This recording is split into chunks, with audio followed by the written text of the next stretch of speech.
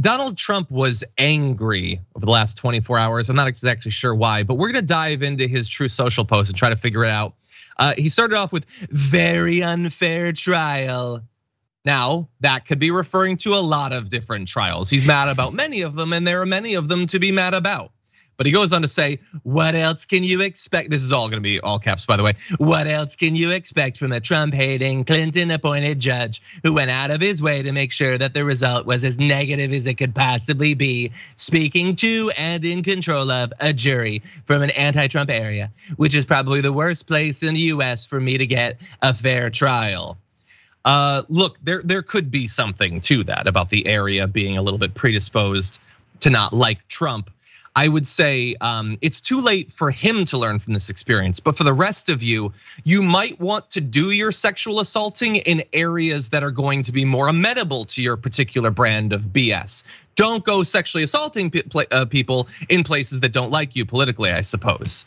Anyway, he would have said that anywhere. He would have said that about any judge. That has nothing to do with anything. He's mad that he's suffering the consequences of the things that he has now been shown by a jury to have done. He goes on to say, and he's tweeted this multiple times, we'll read one. I have no idea who this woman who made a false and totally fabricated accusation is. Hopefully justice will be served on appeal. So he doesn't know who she is. He keeps saying that, okay. I suppose, look, if that makes you feel better, and it definitely will make his fans feel better. They will love the idea that they can just brush this aside. I mean, look, many of them, let's keep it real. It isn't that they just don't care that he committed a sexual assault. I don't think they would much care if literally anyone who wasn't a prominent Democrat did.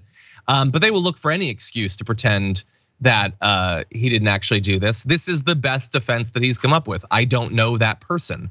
Why you would then refuse to defend yourself in court, why you would then reiterate that you think that casual sexual assault is acceptable if you're famous, why you would make that a part of your criminal defense, I have no idea. And so, look, a lot of bad choices from Trump. It looks like the bad choices will continue, though.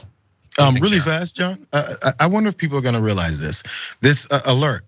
Former President of the United States, Donald Trump, is disputing the fairness of our legal system.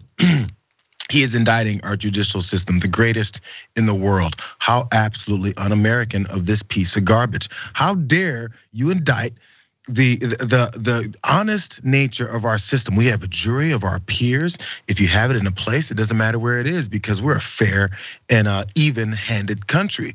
These types of folks who've always talked about how horrific and unfair our judicial system throughout our history must have been lying until right now when this guy says there's a problem with it. When this guy says there's potential for biased judges and biased juries based off of where you are and who you know.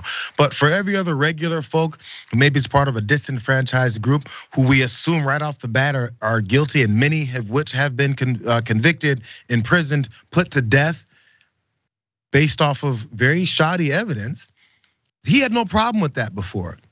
He has a problem with it right now when the exact opposite has happened. When everything was adjudicated, when his ass didn't show up to the trial, when he's saying defamatory things about the person who has accused him of these things. But now it's unfair. It's pretty weird how that happens now. It is ironic. I appreciate you pointing that out.